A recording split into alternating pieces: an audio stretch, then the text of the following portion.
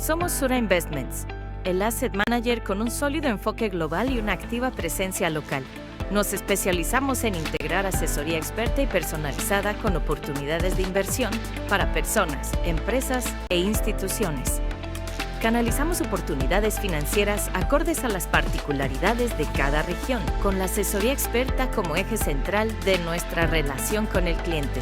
Conectamos a Latinoamérica con el mundo, con presencia local en Chile, México, Colombia y Perú, y a través de vehículos de inversión en Estados Unidos y Luxemburgo.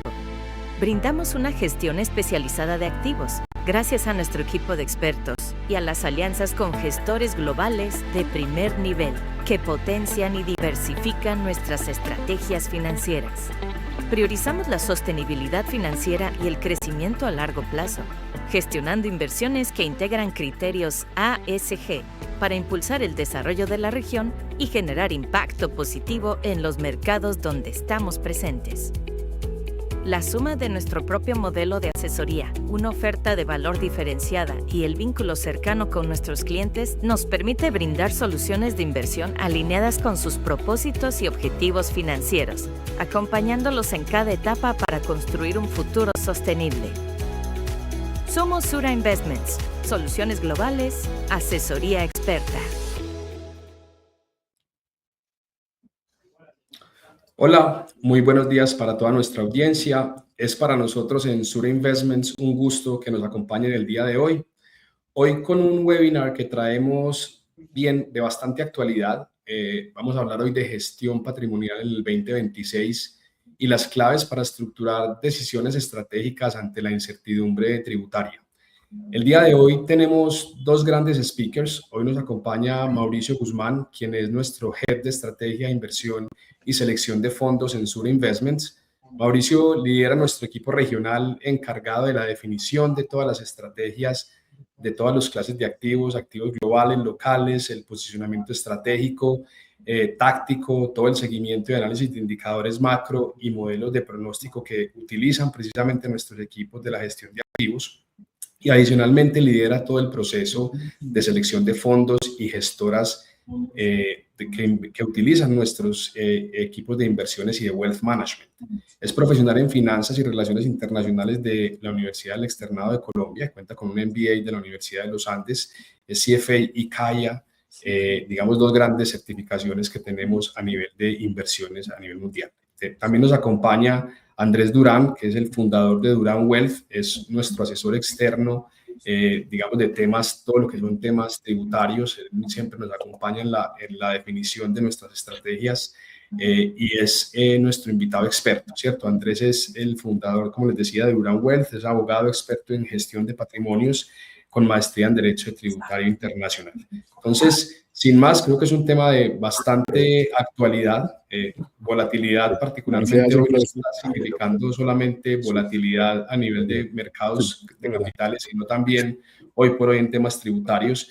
Y lo que trataremos de hacer en este webinar es un link entre el momento fiscal del país, donde tendremos a Mauricio contándonos un poco de lo que está pasando en Colombia desde el punto de vista fiscal y cómo eso, digamos, que ha motivado al gobierno a tener todos estos decretos actuales de emergencia económica, donde por detrás, digamos que lo que se incorpora es evidentemente cambios a la tributación de nuestros inversionistas, ya sea en el cortísimo plazo a través de estos decretos y potencialmente en el mediano plazo a través de potenciales reformas tributarias. Entonces, sin más, si les parece, te entrego la palabra a Andrés para que nos acompañes con toda la información que tienes al respecto. Bienvenido Andrés, bienvenido Mauricio y bienvenidos a todos a este espacio.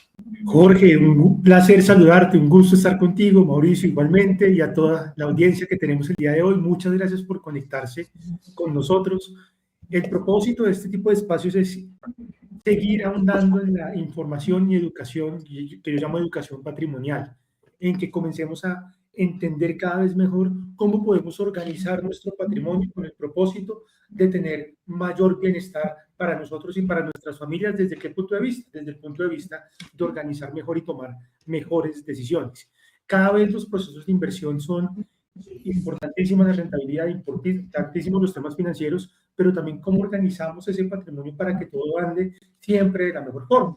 Y hoy tenemos una circunstancia particular y es incertidumbre fiscal, incertidumbre tributaria, que hace que tengamos que pensar con mucha más estrategia, pensando en el futuro, de cara a nuestra gestión del patrimonio. ¿Esto qué implica? Esto implica, entre otras cosas, comenzar a entender y a ver dónde puedo yo poner el interés, el conocimiento, el esfuerzo, mis asesores, para encontrar mejores puntos para manejar el patrimonio, y eso es lo que vamos a hablar en los siguientes minutos, sin perder de vista que lo tributario juega un papel sumamente importante en toda esta estrategia global de gestión patrimonial. Entonces, lo primero que yo quisiera comentar, no sé, Jorge, si quieras decir algo, lo primero que quisiera comentar es que de cara a todo este proceso de gestión del patrimonio, gestión patrimonial no significa tributación. No necesariamente uno gestiona su patrimonio simplemente haciendo planeación tributaria, sino que es un concepto integral que trae bastantes o diversas situaciones, circunstancias, conocimientos, que es importante que comencemos a mirar de manera global, integral. Entonces, no es simplemente nuestra tributación, sino comenzar a ver cómo juegan todas estas situaciones que voy a hablar a continuación de cara a cuidar el patrimonio. Entonces, ¿qué es gestión patrimonial? Cuidar el patrimonio. Es un concepto que es para todos, no es que nada más hace gestión patrimonial y que quiere mucho. Todos tenemos nuestra montañita, grande o pequeña, que cuidarla. La asociamos por eso a grandes planeaciones, pero yo creo que todos en gran medida podemos hacer nuestra planeación tributaria y de gestión patrimonial para cuidar lo que tenemos y cuidar a nuestras familias. No es estructura sofisticada, una planeación patrimonial integral puede ser simplemente desde tener poderes para que si yo me enfermo, una persona de mi familia pueda acceder al patrimonio que hemos construido con tanto cuidado. Tampoco tiene que ver solamente con planeación tributaria, es un concepto integral de cómo cuido a mi familia. Por este motivo, ¿qué aspectos incluye usualmente la gestión patrimonial? El derecho a familia y de sucesiones, gestionar la enfermedad, eso que yo me enfermé y nadie puede acceder a mis cuentas, puede dejar en un problema grave a mi familia. La fila es muy importante. La gestión de cambios legales, de aspectos legales cambiarios. Por ejemplo, si invierto en el exterior, los registros que tengo que hacer ante el Banco de la República, por ejemplo. La gestión de aspectos tributarios, la gestión integral de riesgos y la gestión financiera. Todo esto tiene que ver con la gestión patrimonial. Y ustedes pueden ver un aspecto en la gestión tributaria y otro aspecto en el derecho de familia y sucesiones, y al integrarlo todo, yo pienso cuidar adecuadamente mi patrimonio. Comencemos por cómo llevar esto al día a día. Si yo cuido a esa patrimonio, si yo cuido estos 4 puntos, como pueden algunas personas decir 5 puntos, cuidar estos 5 puntos, yo voy a cuidar integralmente mi patrimonio. El primero es la protección del ingreso. Si yo cuido mi ingreso, por ejemplo, con seguros, con inversiones adecuadas, con tener fondos de emergencia, comienzo a cuidar mi patrimonio. Lo segundo, la relación de la sucesión, las relaciones maritales, sociedades conyugales con mi patrimonio. Si yo cuido esto, voy a cuidar mi patrimonio integral, y no solo lo mío, lo de terceros que cuidan mi patrimonio, por ejemplo, mis hijos. Los impuestos al capital, hay uno que es sumamente gravoso, que es... Voy a cambiar el micrófono en un segundito. El impuesto al capital, que por ejemplo es el impuesto a las herencias de Estados Unidos. Si yo invierto en Estados Unidos, ¿cómo me estoy cuidando con el impuesto a las herencias? La gestión del patrimonio de enfermedades. Si yo me enfermo, ¿qué puede pasar y cómo cuido mi patrimonio? Que es muy común, yo me enfermo y nadie puede acceder al patrimonio porque mientras yo estoy vivo, yo soy el único que puedo acceder a mis inversiones. Si pasa eso, mi pareja, mis hijos pueden quedar en una situación de desprotección, y por eso es muy importante cuidar todo este tipo de situaciones. Cuando yo cuido estos 4 puntos, los 4 puntos integrales de gestión del patrimonio, uno comienza a ver cómo puede manejar el patrimonio de una manera mucho más inteligente y estratégica. No se trata simplemente de decir voy a cuidar mis impuestos, sino yo me muero, ¿qué pasa con mi familia? Yo me tengo que separar porque la vida dio esas vueltas. ¿Cómo es la relación con mi pareja? Si yo voy a pasar a mis hijos el patrimonio, mis hijos, ¿cómo cuidan el patrimonio de cara a su sucesión?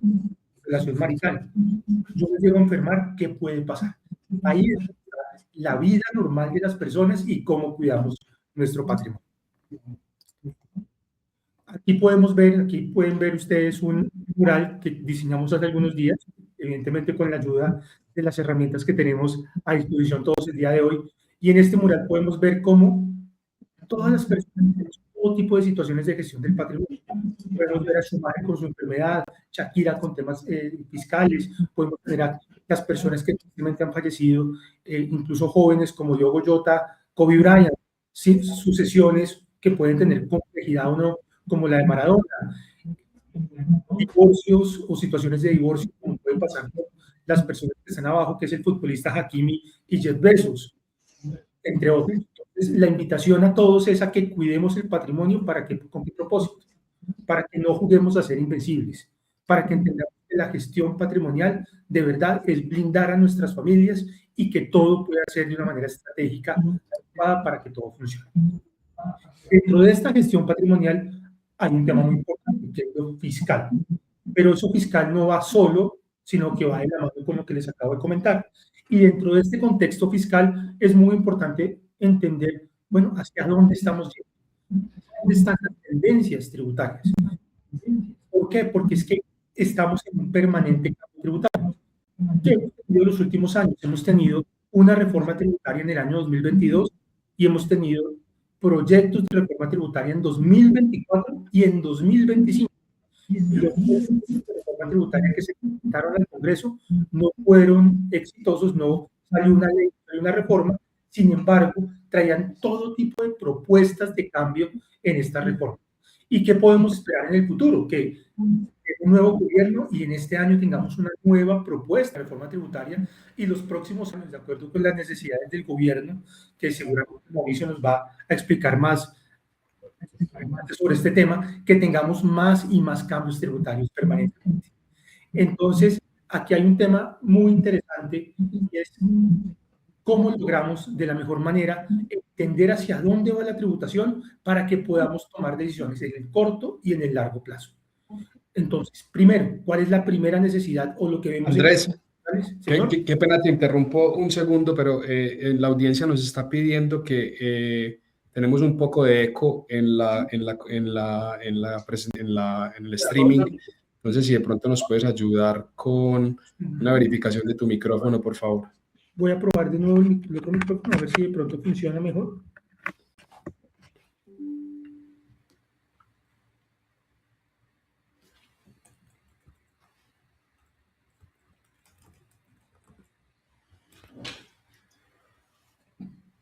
¿Cómo me escuchan ahí? Bastante mejor. Bastante mejor. Listo. Sí. Bastante mejor. Listo. Entonces. Bien, vamos entonces de nuevo, porfa, a la presentación, si les parece. Muchas gracias a quienes nos avisaron de este pequeño... Y muchísimas gracias a todos. Usualmente, yo que hago muchos webinars, todo este tipo de cosas son usuales. Se le cae a uno el internet, pasó algo y no tiene uno un buen video o cualquier cosa puede funcionar. Aquí también abrí la puerta, de pronto el espacio cerrado hace que el sonido se encapsule, pero bueno, estamos aquí para solucionar. Exacto, entonces, vamos a ver. Les hablaba de tendencias tributarias. Entonces, lo que uno tiene que ver es que una reforma tributaria es una situación particular de un momento en el cual, por ejemplo, en esta emergencia económica o en la ley de financiamiento que se presentó en el 2025, generan una serie de necesidades y una serie de soluciones temporales tributarias.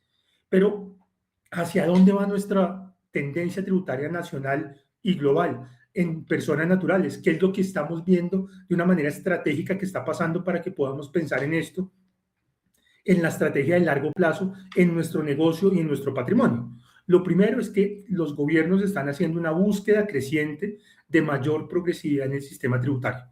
¿Qué significa esto? Que los que más ganan, más tributan, y los que más tienen, más tributan. Por ejemplo, teníamos un impuesto al patrimonio con unas tarifas casi que únicas. Y desde el 2022 tenemos un impuesto al patrimonio progresivo en la tarifa. También la reducción de beneficios tributarios y deducciones. Hemos visto como, por ejemplo, las rentas exentas de personas naturales se han venido reduciendo, se han venido poniendo topes. El incremento en el impuesto al patrimonio. parte de lo que buscaron con la ley de financiamiento que no fue exitosa durante el semestre pasado y en la emergencia económica fue un incremento en el impuesto al patrimonio para los patrimonios más altos. Mayor intercambio de información, cada vez tenemos mejores y mayores mecanismos de intercambio de información.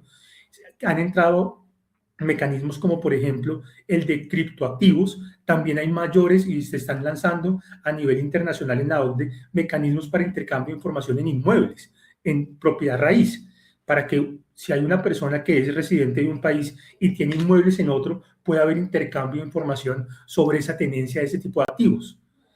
Cada vez tenemos una regulación más estricta de los pagos indirectos y beneficios. Cuando una empresa le da un beneficio a un socio o empleado, hace un pago indirecto, hay mayores regulaciones de cómo esos pagos indirectos son ingresos para el beneficiario de esos pagos. Tenemos una mayor carga tributaria sobre los dividendos y esto cada vez es más crítico y tenemos que mirarlo, y ustedes seguramente en sus empresas ven cómo antes de repartir dividendos gran parte de la discusión se centra en la tributación de esos dividendos, y tenemos además una internacionalización de portafolios. Cada vez es más sencillo, más ágil, más eficiente invertir a nivel internacional y eso genera un efecto tributario en diferentes jurisdicciones. No es simplemente que invertí, por ejemplo, en Estados Unidos, entonces tengo un efecto en Estados Unidos, sino tengo un efecto en Estados Unidos, tengo un efecto en Colombia, y si tengo alguna estructura, ¿cuál es el impacto de esa estructura frente a mi tendencia? Entonces, cuando vemos estas tendencias que vemos, que cada vez tenemos que buscar en nuestras estrategias fiscales cómo cubrimos cada uno de estos puntos teniendo en cuenta el impuesto al patrimonio, el impuesto de renta, nuestras inversiones internacionales de cara a poder invertir de una manera estratégica. También, cuando vemos las personas jurídicas, ¿qué tendencias vemos? Mayores restricciones sobre gastos y deducciones. Entonces, cada vez se controla más las empresas en las deducciones que hacen y cómo dan beneficios a sus empleados y accionistas. Hay una regulación mucho más estricta de beneficios derivados de pagos a terceros. Si yo le hago un pago a un tercero beneficiando a alguien, ¿es un ingreso para esa persona? Hay un mayor costo tributario asociado a la distribución de dividendos. Entonces, cada vez vemos más las empresas siendo muy pendientes de cuál es la tributación de sus dividendos cuando deciden repartir a sus accionistas. Y tenemos, para terminar, la implementación de una tasa mínima de tributación en Colombia, producto de todas las tendencias internacionales tributarias, que lo que implica es que las sociedades al menos deban tributar un 15% de su utilidad depurada contable. Pues todo esto lo que genera es tendencias tributarias, hacia dónde va el mundo tributario, que lo tenemos que tener en cuenta de cara al montaje de nuestras estructuras fiscales. Entonces, ¿esto va de la mano con qué? Con que el gobierno ha tenido durante los últimos meses necesidades de caja. Y esas necesidades de caja o esas necesidades para completar el presupuesto ha querido suplirlas en parte con ingresos tributarios. ¿Qué hizo durante el 2024 y durante el 2025 el gobierno? Presentar reformas fiscales que no fueron aprobadas por el Congreso, leyes de financiamiento, reforma tributaria, y eso lo que generó fue, además de diferente orden, lo que pidieron en 2024 fue radicalmente distinto a lo que se solicitó en 2025. Diferentes medidas, por ejemplo, frente a impuesto al patrimonio. Y en ambos casos el Congreso no aprobó esos ajustes tributarios y lo que llevó al gobierno a expedir en el 2025, más o menos el 22 de diciembre, un decreto legislativo en el cual declara una emergencia económica. Ese decreto legislativo, que es el 1390-2025, se expide el 22 de noviembre, es el decreto madre, y en virtud de ese decreto madre expide ciertos decretos a través de los cuales desarrolla esa emergencia económica estableciendo ciertas medidas tributarias. Esas medidas tributarias, particularmente establecidas en el decreto 1474 para efectos de gestión del patrimonio, traen diferentes medidas. Quizás la que más se ha hablado es sobre los impuestos a los licores, pero también trae ciertas medidas que son sobre impuesto al patrimonio, sobre normalización de activos omitidos o pasivos inexistentes, sobre reducción de sanciones e intereses, entre otras. Y todas estas medidas tienen un impacto importante en nuestra gestión del patrimonio. Ahora, como estas medidas pues fueron expedidas por el gobierno, por el presidente, en virtud, y pues sus ministros en virtud de decretos ley, la Corte Constitucional tiene que hacer un análisis de constitucionalidad sobre este tipo de medidas, y lo que hizo fue comenzar con esas medidas una vez terminó la vacancia judicial, y la semana pasada, el jueves, perdón, lo que hizo fue anunciar que iba a suspender los efectos de estos decretos, entre tanto llega una decisión de fondo. Entonces, ¿qué termina pasando? Tenemos un decreto que se expidió el 29 de diciembre que trae ciertas normas tributarias o modificaciones a normas tributarias que les acabo de mencionar, que el gobierno la semana pasada, a partir del 30 de enero, suspende los efectos. Entonces, lo que quiere decir es que por ahora no tenemos efectos en esas normas.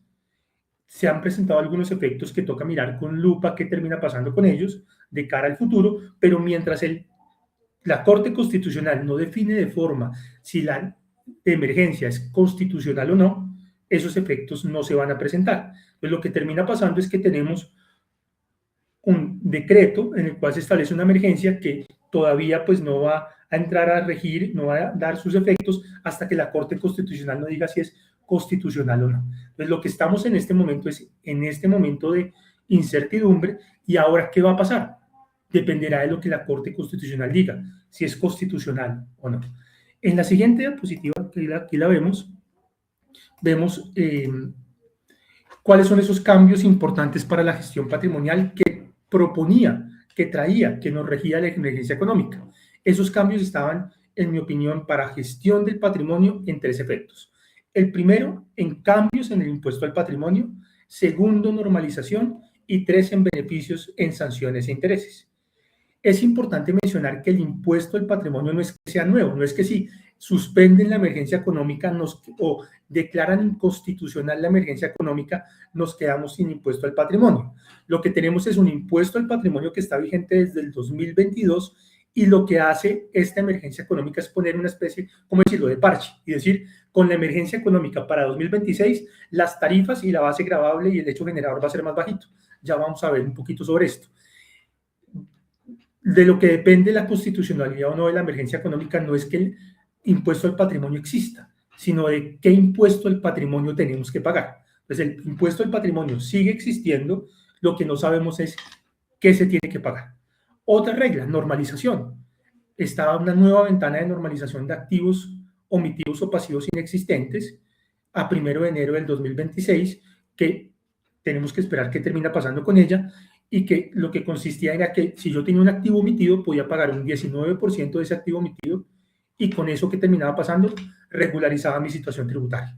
Y por último, beneficios en sanciones e intereses. Si yo tenía alguna deuda impositiva o cambiaria, yo podía pagar esa deuda con beneficios tanto en sanciones como en intereses, pagando una reducción en la sanción, pagando una reducción en los intereses, bastante importante, y con eso podía llevar a un buen término mi situación tributaria, eso sí, pagando la totalidad de mi obligación particular.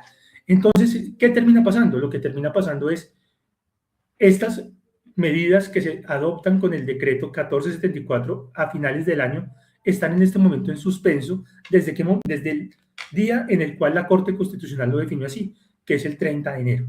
¿Qué tenemos que esperar? ¿Qué termina pasando con la reforma? Pues con la emergencia económica de cara a la constitucionalidad de la misma, que pasará seguramente en próximos meses. Ahora, impuesto al patrimonio. No es que sin emergencia no hubiera impuesto al patrimonio, ya teníamos un impuesto al patrimonio, pero la emergencia nos cambia los números, como lo podemos ver en esta tabla. Sin emergencia económica, el impuesto al patrimonio comenzaba más o menos en 3.770 millones. Y las tarifas eran del 0, 0,5, 1 y 1,5. Iban creciendo progresivamente en la medida que mi patrimonio iba creciendo. Entonces, una persona que tenía más o menos 12.000 millones de pesos tenía una porción del patrimonio al 0%, otra al 0,5%, otra al 1%. Y la tarifa máxima hasta este año era el 1,5%. Ahora, con emergencia económica, la propuesta es, venga, vamos a comenzar no desde 3.770, sino de 2.094. Lo que hacen es bajar la puerta de entrada. La puerta de entrada comienza en 2.094. Y los 2.094, digamos que son el rango donde comenzamos a pagar impuestos. Entonces, hasta 2.094, 0%. Y así es la tarifa iría creciendo hasta el 5%. Entonces, miren cómo lo que hace esta reforma es crecer en la progresividad del impuesto al patrimonio, y un patrimonio que supera los 104.000 millones de pesos va a estar tributando al 5%. Si uno tiene más o menos 3.666, tiene un pedazo al 0 y un pedazo al 0,5% de impuesto al patrimonio. Es importante, no cambia sujetos pasivos. Los sujetos pasivos siguen siendo las personas naturales, ciertas personas jurídicas del exterior y las personas naturales del exterior. No incluyó a las personas jurídicas colombianas como responsables del impuesto al patrimonio. Entonces, digamos que aquí es donde está el cambio. ¿Qué pasa si la emergencia se declara constitucional? Pues la tabla de la derecha es la que va a regir, con un hecho generador desde 2.094 millones para 2026. ¿Qué pasa si la emergencia se declara inconstitucional? Pues la que termina rigiendo es el impuesto al patrimonio que tenemos desde atrás, desde el año 2022. Entonces, miren que no es que el impuesto al patrimonio se elimine o se suspenda, sino lo que se suspende es la incidencia. ¿Con cuál tabla y cuáles medidas vamos a tener que medir el impuesto al patrimonio en este periodo? Acá ustedes pueden ver una tabla un poco más, digamos, comparativa sobre más o menos cuál es el impuesto al patrimonio que se tiene en cada caso.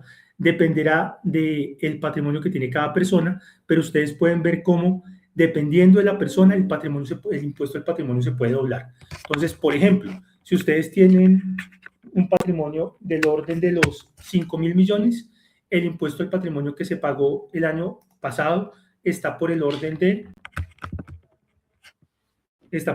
los 6.145 millones. Con el impuesto nuevo, con la nueva tabla, estaría por el orden de 10 millones de pesos.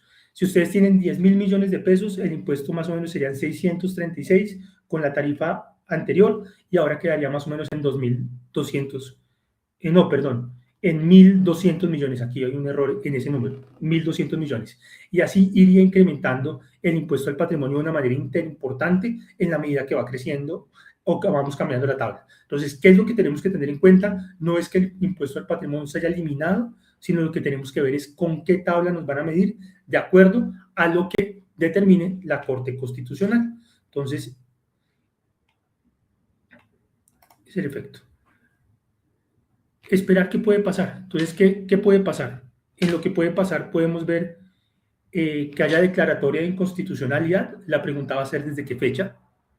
Que la Corte lo declare constitucional, caso en el cual nos vamos con la nueva tabla, o que la Corte diga un día a partir de que las normas comiencen a regir. Tenemos que esperar muy bien qué determina la Corte Constitucional en próximos meses para determinar cómo se mide el impuesto. Tenemos que recordar que el impuesto al patrimonio se paga o se declara en mayo, y si hay un segundo pago, una segunda cuota en septiembre, y por lo tanto tenemos que estar muy atentos a cómo la Corte Constitucional determina la constitucionalidad o no de cara al impuesto al patrimonio con la nueva tabla, o si nos deja con la tabla anterior. Entonces, eso es lo que tenemos que tener en cuenta frente a la emergencia y al impuesto al patrimonio. Estrategia: cuidar el ingreso. Desde el largo plazo, cuidar su ingreso, cuidar el gobierno y la gestión de la enfermedad, la gestión sucesoral y, como les acabo de comentar, la gestión impositiva integral. Entonces, mirar cómo el patrimonio nos influye, mirar cómo los ingresos los estamos recibiendo, mirar si recibimos como persona natural o tenemos algún tipo de vehículo de gestión del patrimonio integral como una sociedad o un vehículo en el exterior, y a partir de eso comenzar desde el largo plazo a ver cómo vamos a gestionar nuestra sucesión con el propósito, gestionar nuestra enfermedad, gestionar el gobierno de familia con el propósito también de cuidar el ingreso y cuidar los impuestos. De eso se trata la estrategia de largo plazo. No es simplemente mirar los impuestos, no es simplemente establecer un vehículo que nos ayude a pagar menos impuestos, pero dejar de lado la gestión sucesoral, sino más bien integralmente mirar todos estos efectos para que patrimonialmente podamos cuidar pues, lo que tanto nos ha costado conseguir. Entonces, Jorge, te doy la palabra.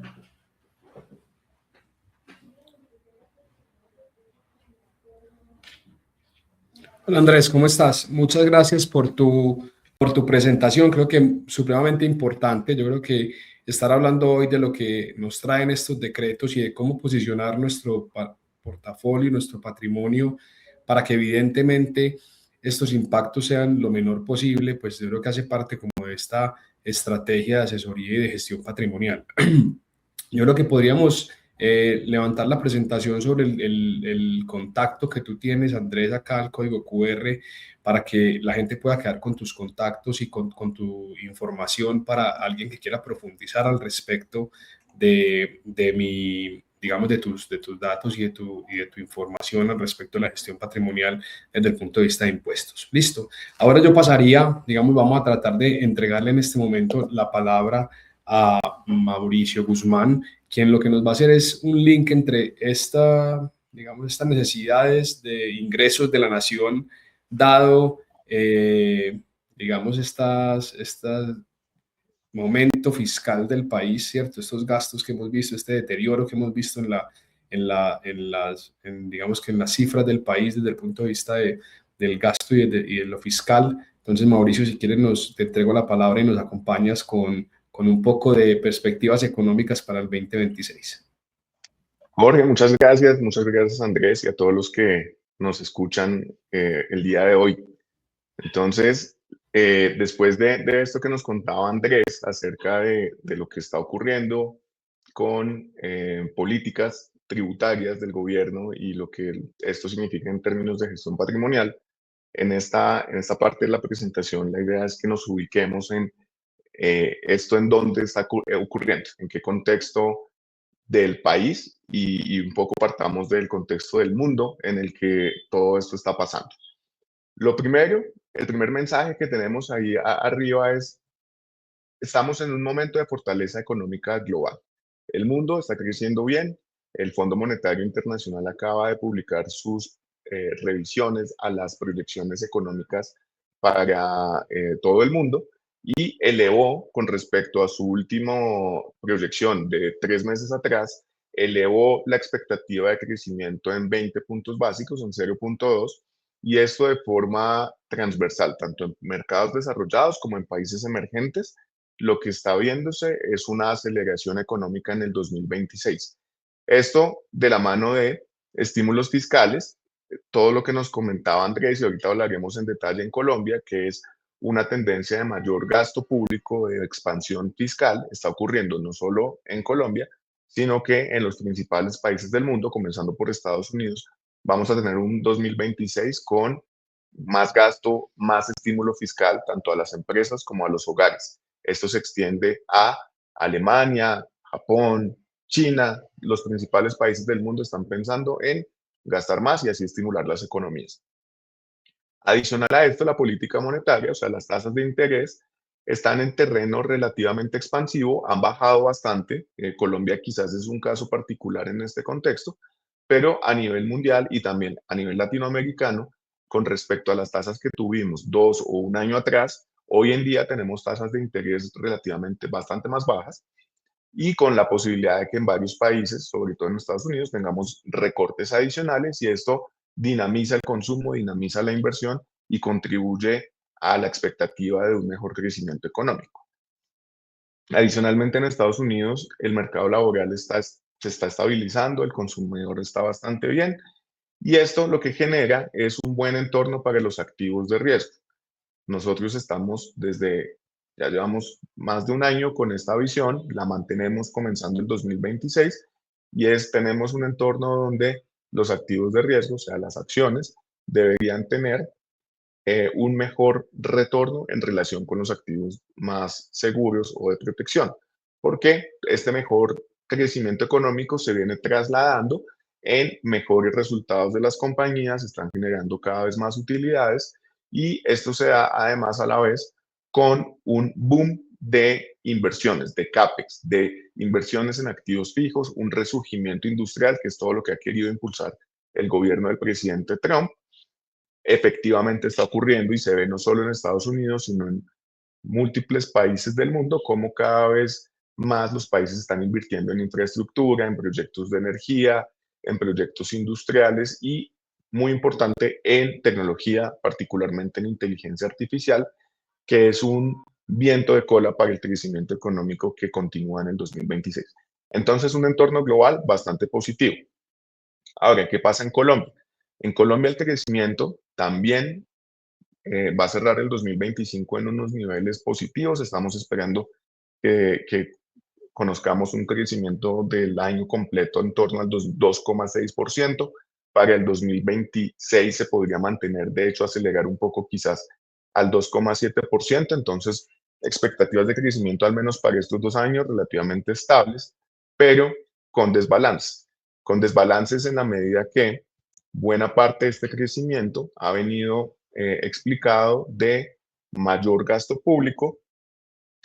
Solo anotar aquí que la nómina estatal, el crecimiento de la nómina estatal se estima que creció en 0,7% del PIB en el último año. Entonces, es un buen crecimiento, mucho de eso dado por el consumo privado, el consumo de los hogares está creciendo a una tasa muy elevada.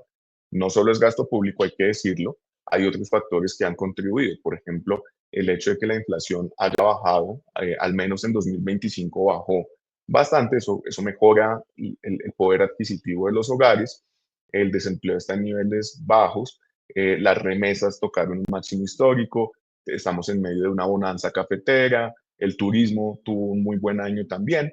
Entonces, tenemos un conjunto de factores que contribuyen a este crecimiento positivo, pero es verdad que el gasto público juega un papel muy relevante y del lado que nos preocupa, la inversión sigue bastante rezagada.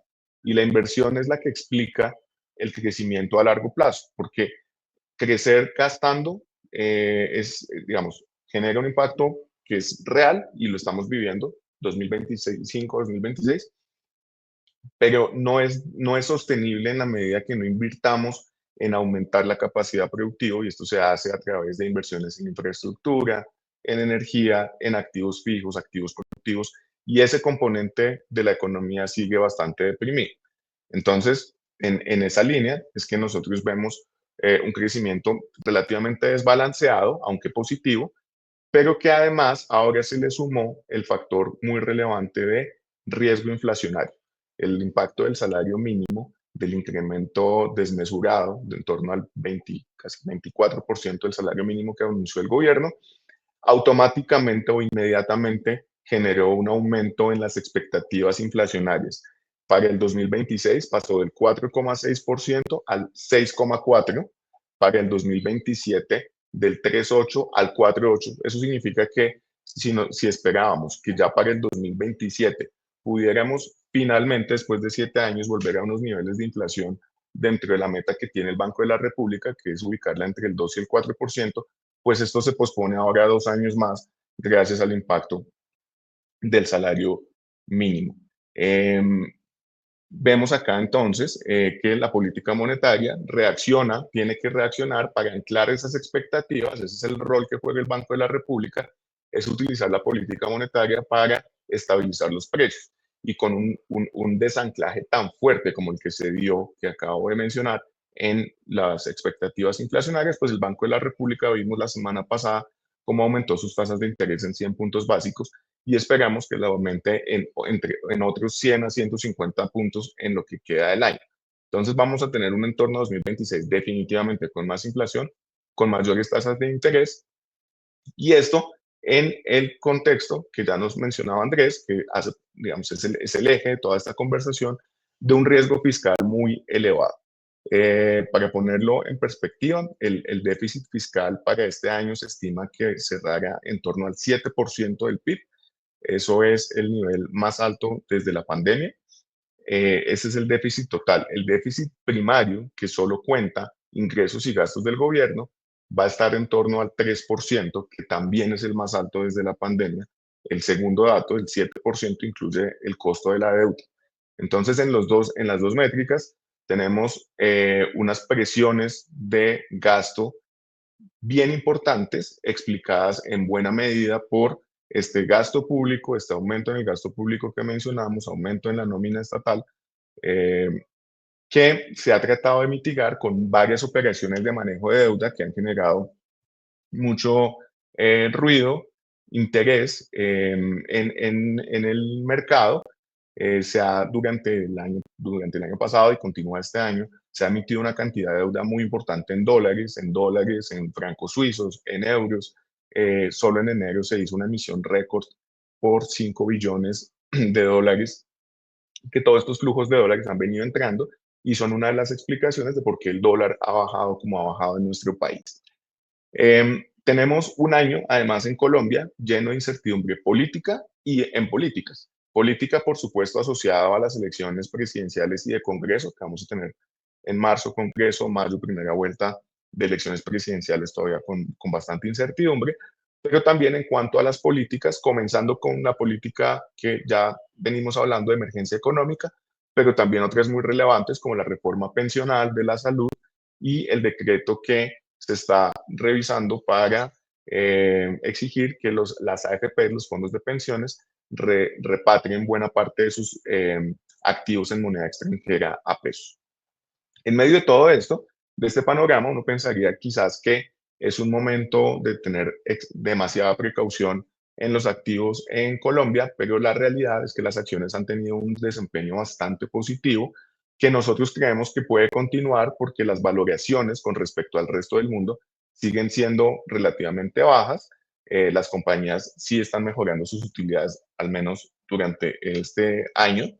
Y el trade electoral, el llamado trade electoral, que es anticiparse a un potencial cambio de gobierno hacia un gobierno más pro mercado, es un impulso que podría continuar durante este año. La renta fija, con todo esto que ha pasado, ha aumentado sus tasas, las tasas nominales y reales están en niveles históricamente altos por el elevado riesgo que se percibe. Y en términos de la moneda, el dólar, tenemos que el dólar a nivel mundial sigue débil, debería seguir débil, es nuestra expectativa, y el hecho de que el Banco de la República esté actuando con cautela, con independencia, y haya subido las tasas y las piense seguir subiendo, hace que los activos colombianos sean más interesantes para el resto del mundo, y eso es una fuente de flujos de dólares que entran al país que también mantienen valorizado el dólar. Entonces, este es en términos generales nuestro view económico, que explica por qué estas necesidades del gobierno de financiación que existen, seguirán existiendo y hacen bastante relevantes las decisiones que tomemos patrimonialmente y en planeación tributaria. Acá, pues, como vemos algunas de los puntos que mencioné, revisiones al alza en crecimiento económico, pero la inflación, acá podemos ver claramente cómo se dispararon las expectativas inflacionarias y asociado a eso cómo se dispara la expectativa de tasas de interés del Banco de la República, que es la que vemos ahí como TPM. El déficit fiscal, como lo mencionaba antes, ahí podemos ver muy claramente cómo tanto en términos de déficit primario como total está en los niveles más preocupantes desde la pandemia, que en la pandemia tuvimos una explicación muy clara de por qué fue necesario aumentar el gasto público, mientras que este déficit del 2025-26 tiene componentes mucho más estructurales. En la siguiente podemos ver el impacto tan fuerte que tiene el incremento del salario mínimo particularmente en la inflación de servicios. Esto es del 2010 y esto es muy relevante porque si vemos qué es lo que ha explicado que la inflación se haya salido de la meta del Banco de la República en los últimos años, particularmente ha sido precisamente la inflación de servicios. Entonces, esto está detrás del hecho de que los agentes del mercado estamos esperando inflaciones mucho mayores. En la siguiente podemos ver el comportamiento de los activos colombianos. Como lo mencioné, Colombia tuvo un desempeño en la bolsa sobresaliente en el último año, retornos en pesos de más del 80% en términos totales, es decir, incluyendo dividendos. Creemos que sigue estando bien posicionada para tener buenos retornos. Y la curva de test nominales, es decir, la tasa de interés que paga el gobierno por su deuda, como vemos ahí en la línea azul, se desplazó al alza, está pagando mucha más tasa de interés en este momento y eso genera una oportunidad para los inversionistas, si bien esto está explicado por un mayor riesgo en los títulos. Y por último, el dólar, ahí podemos ver cómo se ha valorizado. Buena parte de eso explicado porque el dólar a nivel mundial también se ha valorizado, pero el peso colombiano tiene buenas perspectivas por los flujos que mencioné anteriormente. Y por último, elecciones, un tema que todos escuchamos todo el tiempo. No me detengo mucho acá, simplemente acá un resumen de las cuatro encuestas que hemos conocido hasta el momento, donde en todas las encuestas los candidatos Cepeda y del Espriella aparecen como los que estarían pasando a segunda vuelta, eso sí, y la conclusión es hasta ahora, con un margen estrecho y un porcentaje muy alto de las personas que responden que no están decididas, y de ahí va a depender muy seguramente el resultado de estas elecciones. Así que con esto, Jorge, planteamos el panorama de dónde estamos en el mundo y en Colombia. Ahora, muchísimas gracias por tu presentación. Yo creo que al final es una muy buena explicación de las necesidades que tiene hoy nuestro gobierno de recaudar caja, ¿cierto? De estas particularidades que se han venido viviendo en los últimos años y por qué precisamente, digamos que esto impacta de alguna u otra forma a la gestión patrimonial, dado los impactos que han traído estos decretos, digamos, al incremento en la tasa impositiva de los patrimonios de nuestros clientes, ¿cierto? Otro tema que es bien importante, Mauro, tocar acá es qué estamos esperando hacia el futuro, ¿cierto? Yo te preguntaría, ¿cómo estás viendo tú que se pueda desempeñar, digamos, la curva, sobre todo la curva de TES, esa curva que vimos que está generando, digamos que bastante valor, podríamos decir hoy, sobre todo la parte media de la curva que hoy se está encontrando por allá a niveles del 13%, 14%. ¿Crees tú que son oportunidades en este momento del mercado? ¿Cómo crees tú que podríamos incorporar, digamos, este view dentro de los portafolios de nuestros clientes a día de hoy? Sí, Jorge, es una muy buena pregunta y yo creo que aquí la clave es la gestión activa. Efectivamente tenemos riesgos, las tasas van a subir todavía, hay muchas incertidumbres inflacionarias, pero recordemos que los mercados se mueven con expectativas y ese desplazamiento al alza que vimos en la curva ya está incorporando buena parte de las expectativas negativas. Entonces, lo que nosotros estamos recomendando en este momento es aprovechar niveles de tasas de interés que tanto en términos nominales como reales lucen atractivos bajo estándares históricos. Tenemos una de las tasas reales más altas, la verdad, del mundo en este momento. Generan oportunidades, pero para gestionar correctamente los riesgos, lo que estamos recomendando es posicionarse en la parte media y corta. Si ves, la curva estaba bastante plana y cuando vimos la gráfica, eso significa que hoy por hoy no estamos recibiendo un premio relevante por tomar riesgo de duraciones muy largas, y en esa parte de las duraciones más largas es donde se concentra la mayor parte del impacto de ruidos políticos, fiscales, que todavía nos van a acompañar en los próximos meses. Pero sí, parte corta y media tienen unos niveles absolutos de tasa que generan un devengo, un carry interesante para los inversionistas que vale la pena aprovechar. Perfecto, Mauro. Muchas gracias por este view y yo creo que vamos a cerrar la presentación ahora hablando un poco de lo que es la oferta de valor de nuestro, digamos que de nuestro wealth management a nivel local, ¿cierto? Donde digamos que una de las grandes noticias que tenemos para nuestros inversionistas es que hoy en día Sura Investments y Fiduciaria Sura y Protección y Sura Corp, digamos que hacen parte de múltiples licencias que tenemos, digamos, al servicio de nuestros inversionistas. Si se dan cuenta, yo creo que es muy importante hablar de cómo incorporamos en la asesoría de nuestros clientes todas estas visiones que nos acaban de presentar, tanto Mauricio desde el punto de vista de soluciones de inversión, de equipos multidisciplinarios que nos permiten tomar las mejores decisiones, de una asesoría integral desde el punto de vista de qué activos seleccionar y cuáles no, y cuáles son más eficientes desde el punto de vista tributario y cuáles no.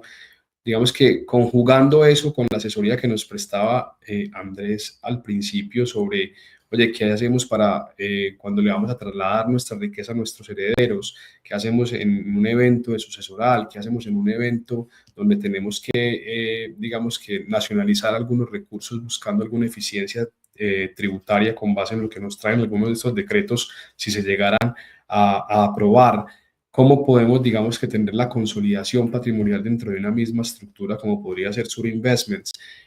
Activamos también nosotros algunos eventos como los eventos de este tipo, donde invitamos a nuestros clientes a que tengan mayor información y puedan tomar decisiones de inversión bastante más informados. También levantamos algunos eventos exclusivos para nuestros clientes. Entonces yo creo que es importante como terminar de aterrizar tanto esta este view desde el punto de vista tributario que nos entregó Andrés, como este view que nos entregó Mauricio respecto de lo que está pasando en el país y aterrizarlo a este modelo de oferta de valor de wealth management que tenemos dentro de Sura Investments en las 3 licencias que les contaba, tanto la fiduciaria Sura como protección a través de la gestión patrimonial, como nuestra RIA en Estados Unidos, que sería Sura Corp. Ahora, aterrizando esto puntualmente a la fiduciaria Sura, nosotros contamos con 3, digamos, pilares o 3 ofertas de productos modulares que nos permiten, digamos, que ofrecerle a nuestros clientes algunas eficiencias desde el punto de vista tributario y también la construcción de portafolios a la medida para que nuestros clientes, pues, digamos que